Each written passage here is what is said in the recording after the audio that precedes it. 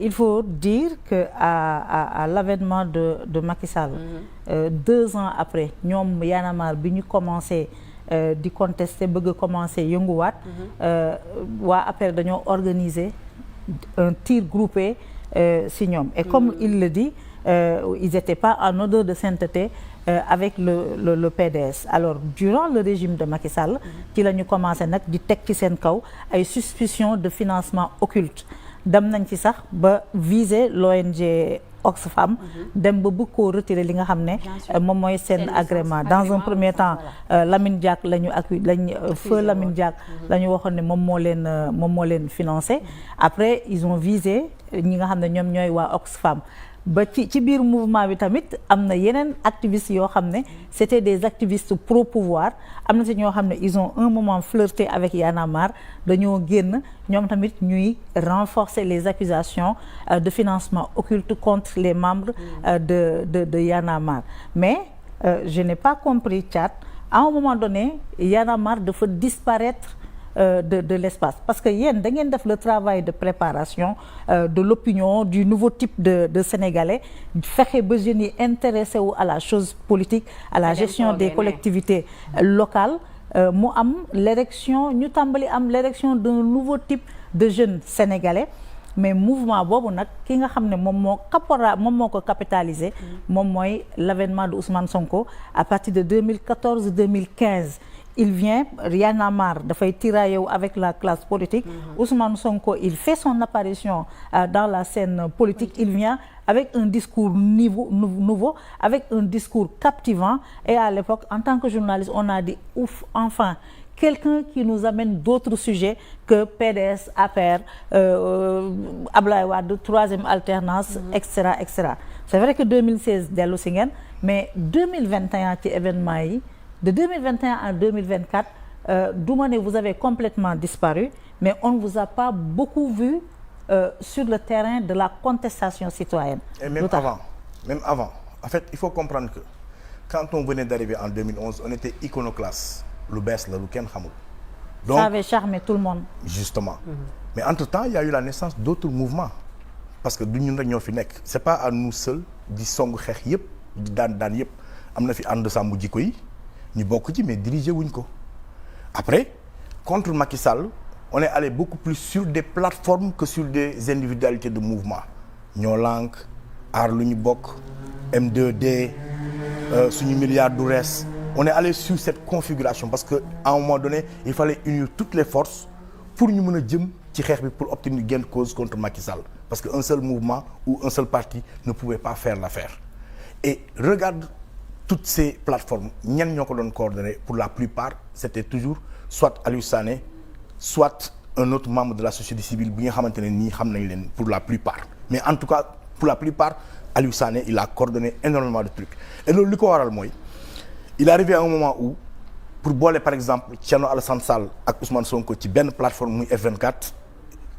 ku ci nekk da ngay wax ne yow Y'en a marre moi je te fais confiance parce que je sais que doo parparloo je sais que tu n'es pas pour telle ou telle autre chapelle mën naa la wóolu pour nga mën a diriger cette plateforme là parce que y avait toujours des guéguerres entre les hommes politiques et trucs machin. Donc loolu am na beneen bi mooy lu tax nit ñi di wax ne da ngeen a absent ci terrain bi mais c'est parce que ñun faruñ ci parti politique ñun on fait pas le combat d'un parti politique ñun on fait un combat citoyen on se bat pour les principes. Quand il y a un principe démocratique bu ñuy salfaañee on sort bu ci loolu jeexee politique dugg ñun pare nañ ci. Donc de 2021 à 2024. Le combat qu'il y a eu pour yéen c'est un combat politique. Non, et vous n'aviez pas à mettre la main dedans. Pas que ça parce que il faut dire que quand l'affaire Adji Sarr a éclaté dañu observer comme tous les Sénégalais et si vous voyez notre premier poste on a dit que lumière soit faite sur cette affaire mais quand Macky Sall a utilisé sa machine maintenant. Pour broyer Ousmane Sonko, empêcher un opposant de participer aux élections, nous avons dit non. Parce que gisoon nañ ko fi ci Karim Wade gisoon nañ ko fi ci Khalifa Sall duñ bàyyi bi yoon mu jàll ku ndóbin rey sa maam foo gisee lu ñuul nga daw. La preuve d'ailleurs pour l'histoire le 5 mars 2021 le 2 mars 2021 on a fait une réunion fii ci VDN bi avec tous les partis politiques ñi nga xam ne d'accord nañ adhérer sur la cause mooy ak waa Pastef et tout le monde ñu décider ne on va aller vers une marche pour le 5 mars mais boobu ñu changer stratégie pour prendre Macky Sall de court parce que d'habitude les marches c'était tout le monde à la place de l'obélisque on arrive les leaders bu ñu ñëwee ñu jàpp leen après mu tas et boobu ñu ne non ce qu'on va faire c'est que yéen politique yi saraxe leen kenn ñun Y'en a marre ñu saraxe kenn ñu yóbbu ñooñu ville pour faire distraction parce que ba foofu la force de l'ordre yi di concentré wu pendant ce temps-là partout ailleurs ñëpp manifester pour que la police déborde duñ ko mën a contenir et si vous vous rappelez j'ai été le seul bu ñu jàpp foofu noonu d'ailleurs malmené et tout bugguma di wax si les coups yi may jël parce que pour man je donne des coups et j'en reçois donc du ma ci attarder trop mais il y avait même un rapport de l'Amnesty maître Sarr moo ma doon faj avec un médecin bu ma indi tout le temps cellule Abdoulaye Wade d'ailleurs loolu moo ma causé un moment ma absenté du Sénégal pour dem fajo ji mais je n'aime pas trop parler de ça parce que je ne fais pas nekkuma ci victimisation non dañ koo ci victimisation oui. Mais puisque da nga choisir d'exister dans la scène publique politique mën nga wax quand même lan moo waral cette longue absence là parce que waa Pastef bu ñu leen di wax actuellement dañ la naan yow Thiat noppil amuloo loo wax dans les durs moments xeexoo woon da nga absent oui mais sauf que Thiat kese nekkul mouvement Y'en a marre au moment où aucun lieutenant de Sonko était présent le jour où Aliou Sané allait rendre visite à Ousmane Sonko bañ koy jàpp di ko ci tëj kaso 9 weer amul beneen lieutenant bu Sonko bu fa nekkoon il était le seul c'est notre coordinateur quand notre coordinateur se fait arrêter est-ce que bokk nañ ci xeex boobu wala bokkuñu ci Sœur Tige et j'en passe donc mais les coups que tu as reçus oui ban problème la occasionné ba mu tax nga absenté wu je veux pas trop en parler mais j'ai eu la névralgie du trijumeau donc c'est autre chose leneen la maintenant pour man taxawal non mais pour man parler de ma personne si lu ma dal ou autre chose c'est pas important xam nga la mooy important la vérité xam nga la mooy la vérité mooy que ne il n'a eu aucun moment boo xam ne notre mouvement a été absent ci les causes yi nga xam ne moo fédéré tous les Sénégalais il y a des gens ou des Sénégalais qui ont la manie de vouloir forcément vous faire dire des choses que diw moo fi gën wala diw moo baaxul soo ko waxul pour ñoom waxoo dara te loolu ñun on rentre pas dans ça justement ci loolu laa doon ñëw à un moment donné ñëpp ñi nekkoon ci espace politique bi nekkoon des mouvements citoyens pour se faire une place pour se faire accepter dañoo dem ba ñu mel ni Pastef daf leen noyauté est-ce que du li ngeen yu continuer clamer seen indépendance seen liberté am na débat yu fi jóg politique yoo xam ne ça concerne les hommes politiques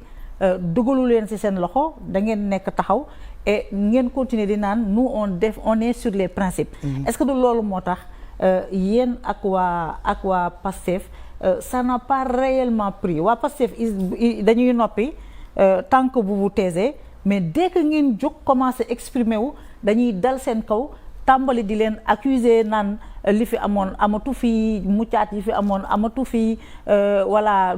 yéen mënatu leen mobiliser jeunes yi mënatu leen génne jeunes yi. loolu miin nañ ko